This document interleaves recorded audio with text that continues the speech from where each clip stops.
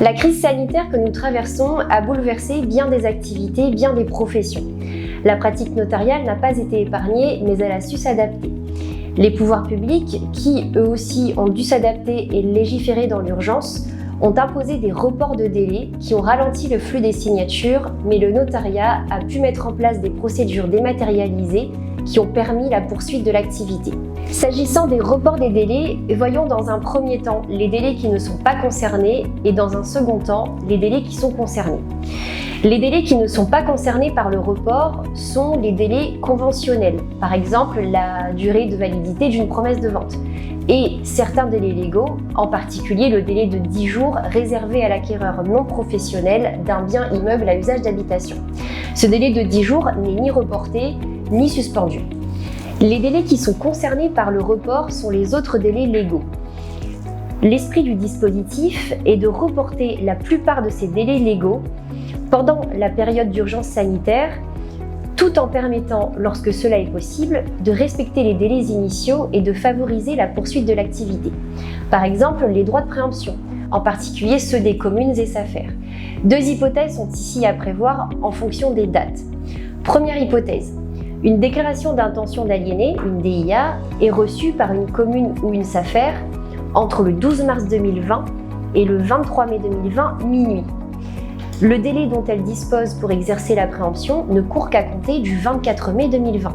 Concrètement, le droit de préemption peut être exercé jusqu'au 23 juillet 2020 minuit.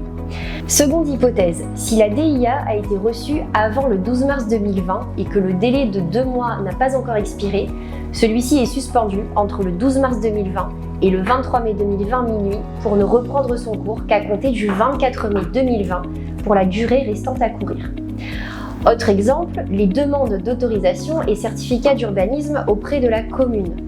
Celle-ci dispose d'un délai d'instruction qui lui aussi est reporté ou suspendu entre le 12 mars 2020 et le 23 mai 2020 minuit. Le régime du report du délai d'instruction est similaire à celui des droits de préemption. S'agissant maintenant des procédures dématérialisées, la procuration électronique et l'acte notarié à distance permettent la signature des actes malgré la crise. En principe, la signature d'un acte authentique suppose la présence physique des parties dont le consentement est recueilli par le notaire. La procuration, depuis longtemps, permet au notaire de conclure un acte authentique sans la présence des parties. Si la signature de l'acte ne nécessite pas une procuration notariée, une procuration électronique, outil qui a été mis en place dès avant la crise, peut être adressée aux parties si celles-ci ne peuvent se déplacer ni en mairie ni dans un office notarial pour légaliser leur signature.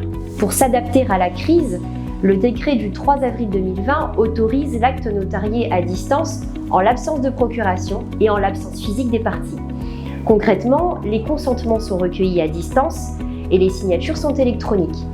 Bien que l'authenticité ne soit pas altérée, ce procédé demeure exceptionnel et adapté à la seule période d'urgence sanitaire en l'absence de toute autre alternative possible. Restez conscient que chaque cas est particulier et votre notaire vous conseillera en toutes circonstances.